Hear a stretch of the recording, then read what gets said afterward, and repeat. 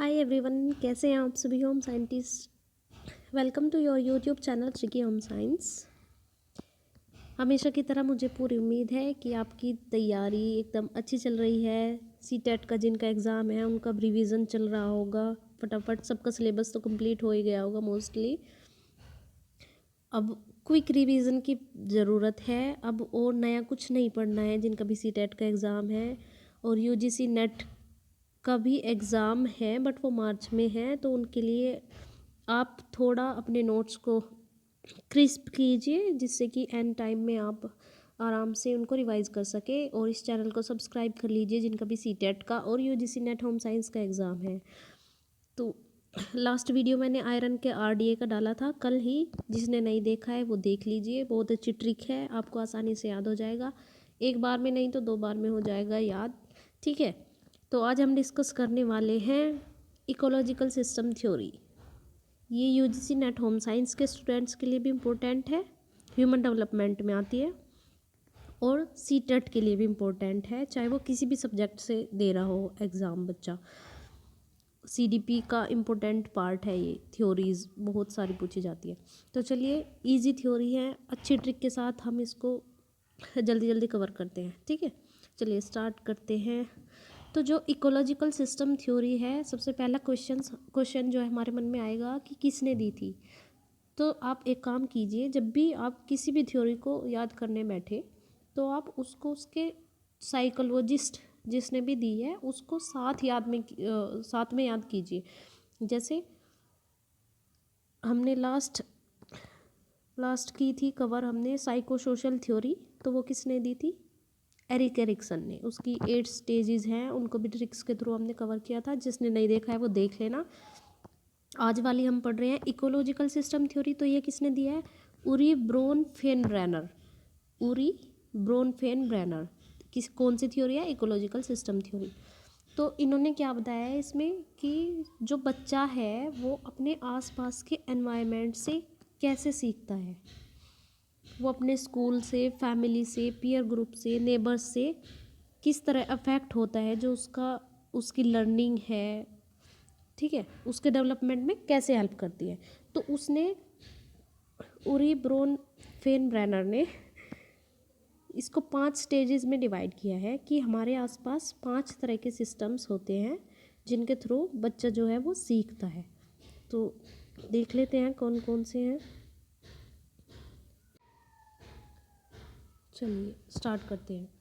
ये देखिए, ये 5 इसने सिस्टम दिए हैं, ये ऐसे याद करने हैं नीचे से ऊपर की तरफ। सबसे छोटा माइक्रो सिस्टम, उसके बाद मीज़ो सिस्टम, उसके बाद एक्सो सिस्टम, उसके बाद मैक्रो सिस्टम, उसके बाद क्रोनो सिस्टम।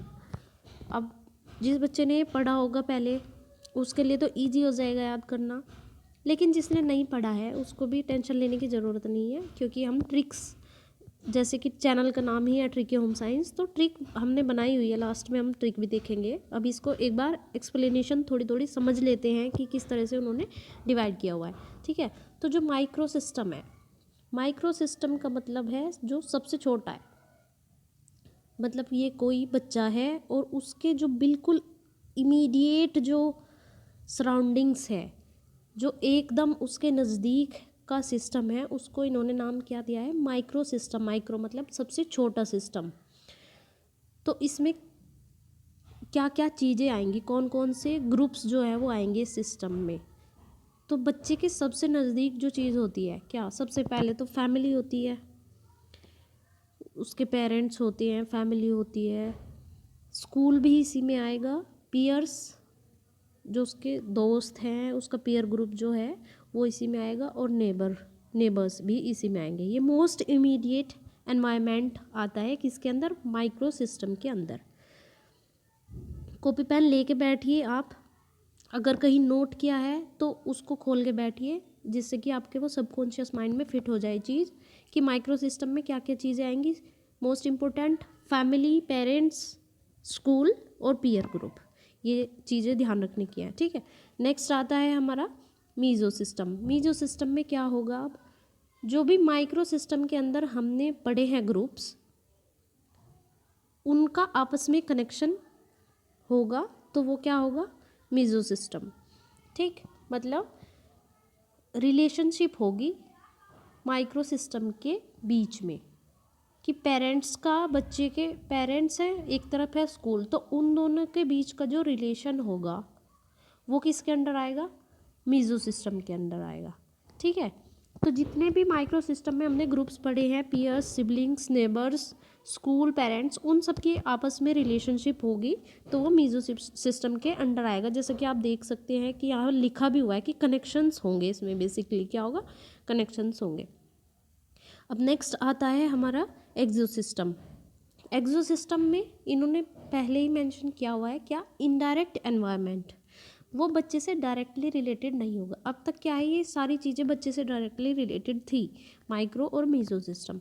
एक्सो सिस्टम में क्या है, बच्चे से डायरेक्टली रिलेटेड नहीं होगा, इनडायरेक्टली रिलेटेड होगा। कैसे कि हमारा इसका एग्जांपल एक है, जैसे कि हमारे पेरेंट्स हैं, वर्किंग पेरेंट्स हैं, किसी के मम्मी पापा, कोई भी, दोनों, कोई भी जॉब करते हैं बाहर, तो जो उनका वर्किंग प्लेस है मम्मी पापा का, हमारा पेरेंट्स का वर्क प्लेस, तो वो अफेक्ट तो करता है हमारे एनवायरनमेंट को, बट डायरेक्टली अफेक्ट नहीं करता।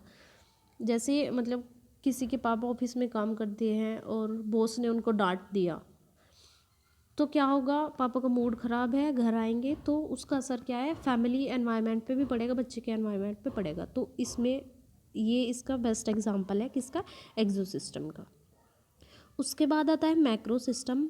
मैक्रो सिस्टम क्या है, ये इम्पोर्टेंट क्वेश्चन आता है कई बार, मैंने बहुत सारे जो टीचिंग एग्ज़ाम्स हैं उनके क्वेश्चन पेपर में देखा है कि सोशल और कल्चरल वैल्यूज़ किस सिस्टम में आती है। तो आपको याद रखनी है ये चीज़, तो रट लो एक तरीके से कि मैक्रो सिस्टम में सोशल कल्चरल वैल्यूज़ आएंगी, कस्टम्स आएंगे, और जो वेल्थ है हमारा, जो सोशियो इकोनॉमिक स्टेटस है, वो सब इसके अंदर आएगा। उसके बाद आता है largest system, Chrono system, this one. तो इसमें मेंशन है ऑलरेडी क्या, चेंजेस ओवर टाइम, ये स्टेबल नहीं है सिस्टम। ये जो चार स्टार्टिंग के पढ़े हैं ये तो हमसे रिलेटेड हैं और ये सभी को ही अफेक्ट करते हैं मोस्टली, बट जो ये क्रोनो सिस्टम है ये इतना अफेक्ट नहीं करता है, ये स्टेबल नहीं रहता है बेसिकली, और ये टाइम टू टाइम चेंज होता रहता है। जैसे हम कहीं ना कहीं ट्रैवल करते रहते हैं जॉब के लिए, ठीक है, तो क्रोनो सिस्टम में क्या आएगा कि मतलब एग्ज़ाम में ऐसा क्वेश्चन आ सकता है कि कौन सी स्टेज, कौन सा सिस्टम जो है स्टेबल नहीं है अकॉर्डिंग टू उरी ब्रोन फेनब्रेनर। तो आपको याद रखना है कि क्रोनो सिस्टम स्टेबल नहीं है, चेंज होता रहता है। जैसे आप समझ सकते हैं कि जो आर्मी, जिनके पेरेंट्स आर्मी में होते हैं, मम्मी पापा या मतलब कोई भी हो सकता है आर्मी में, उनके साथ रहना होता है, तो उनकी शिफ्ट होती रहती है हर जगह, मतलब वो एक जगह स्टेबल नहीं रहते, तो इस चीज़ का भी फ़र्क पड़ता है, बट ये क्रोनो सिस्टम में आएगी ये चीज़। ठीक है, तो देखते हैं माइक्रो सिस्टम में क्या है, नेबरहुड, पीयर्स, फैमिली, स्कूल्स, ये सब किसके अंडर आएगा, माइक्रो सिस्टम के अंदर आएगा। ओके, मीजो सिस्टम में क्या है, it contains the relationship between the micro system, कि ये बच्चा है, ये इसका स्कूल है, ये इसके दोस्त हैं, पेरेंट्स हैं, या कुछ भी मान लीजिए, ये नेबरहुड है, तो इनके बीच का रिलेशनशिप, देखो एरो भी लगाया हुआ है ना, कि इनके बीच में जो रिलेशनशिप होगी वो अफेक्ट करती है बच्चे को, तो वो किसके अंडर आएगी, मीजो सिस्टम के अंडर आएगी। नेक्स्ट क्या है हमारा, एक्सो सिस्टम, इनडायरेक्ट एनवायरनमेंट, बच्चे को इनडायरेक्टली जो है अफेक्ट करता है, वो क्या है, ये पेरेंट्स, किसी भी पेरेंट्स का वर्क प्लेस हो सकता है, तो ये बच्चे को इनडायरेक्टली अफेक्ट करता है। ठीक है, अब ये मेरे खुद के नोट्स हैं, जब मैंने यूजीसी नेट की प्रिपरेशन की थी तो उस टाइम मैंने बनाया था, हो सकता है कि आप लोगों को कुछ हेल्प हो जाए, तो इसलिए मैंने इसमें ये डाल दिया है। ठीक, अब हमारा इंटरेस्टिंग पार्ट क्या है, ट्रिक। अब देखते हैं फटाफट से कि ट्रिक क्या है इसके लिए, जिससे कि आपको आसानी से याद रहे। फर्स्ट है माइक्रो सिस्टम, एक बार रिकैप कर लेते हैं। फर्स्ट है micro system, second is meso system, third one is exo system, macro system and chrono system. 5 systems दिए हैं किसने, उरी ब्रोनफेनब्रेनर ने इकोलॉजिकल सिस्टम थ्योरी के under. Micro, meso, exo, macro, chrono. तो इसके लिए मैंने 2 ट्रिक्स बनाई हैं। आप लोगों को जैसे भी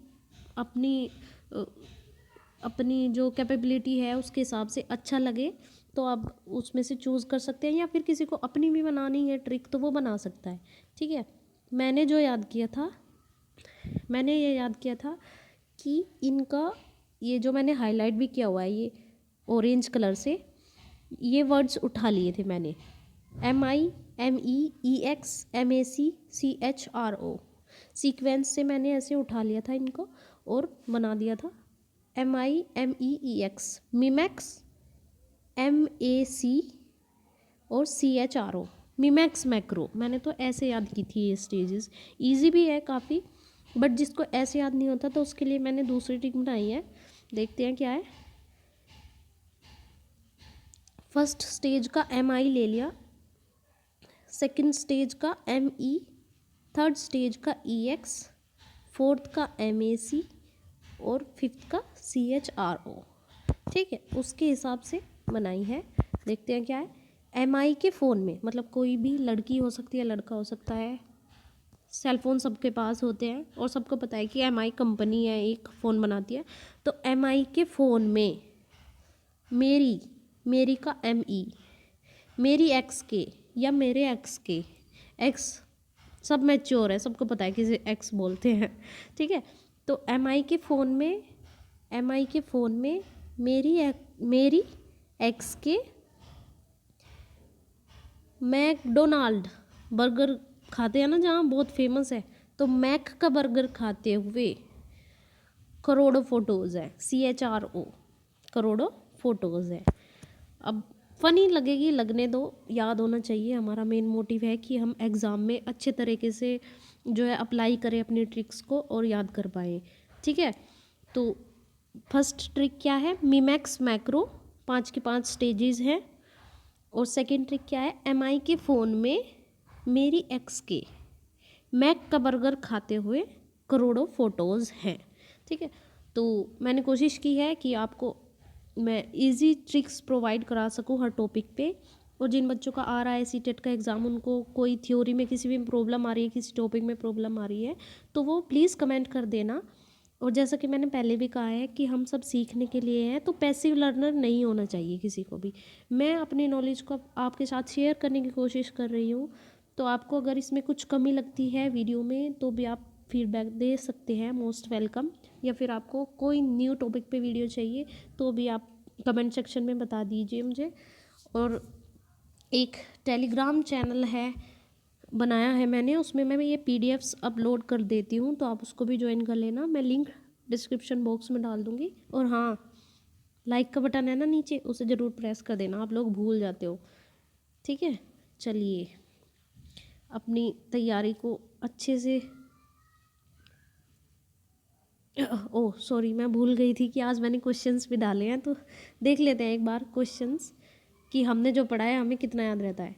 according to ecological system theory of Bronfenbrenner, which of the following does not, highlighted area does not, ये बहुत काम की चीज़ है, इसको ज़रूर आपको देखना है, नोट आएगा और वो हमें दिखाई नहीं देता है एग्ज़ाम में, तो फोकस करना, क्वेश्चन को अच्छे से पढ़ना। ठीक है, does not belong to macro system of the child.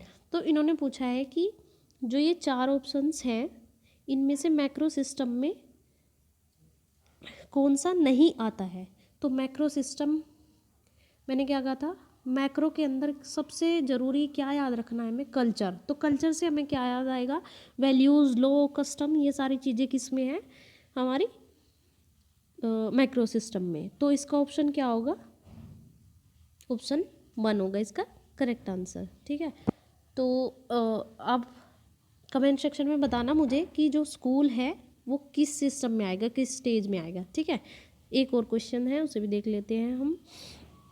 According to ecological system theory, which system includes values. पिछली बार क्या पूछा था, डज नॉट था। ठीक है, और अब पूछा है वैल्यू किस में आता है, माइक्रो में आता है, मीज़ो में आता है, मैक्रो में आता है या फिर एक्सो में आता है। तो फटाफट रिवाइज कीजिए। माइक्रो में क्या क्या था, माइक्रो सबसे छोटा, उसमें स्कूल, पीयर्स, नेबर्स, तो इसमें तो नहीं आएगा। मीज़ो में क्या था, माइक्रो के अंडर जो भी ग्रुप्स थे उनकी रिलेशनशिप, तो इसमें भी नहीं आएगा। मैक्रो, मैक्रो में क्या था, कल्चर, वैल्यूज़, कस्टम, लॉ, कुछ याद आ रहा है? हाँ, तो मैक्रो होगा इसका आंसर। एक्सो में क्या था हमारा कि इनडायरेक्टली रिलेटेड है, पेरेंट्स के वर्क प्लेस वगैरह इसमें आ जाएंगे। ठीक है, तो इसका करेक्ट आंसर क्या है, ऑप्शन नंबर 3। तो thank you very much guys. मैं सोचती हूँ कि आपको ज़्यादा लंबा वीडियो ना दूँ, क्योंकि अभी सबके एग्ज़ाम है तो क्विक रिवीजन की ज़रूरत होती है। तो चलिए, सब कुछ मैंने बोल दिया है। लाइक, शेयर, सब्सक्राइब आप कर देना, आपकी मर्जी हो तो। ठीक है, bye bye, happy studies guys.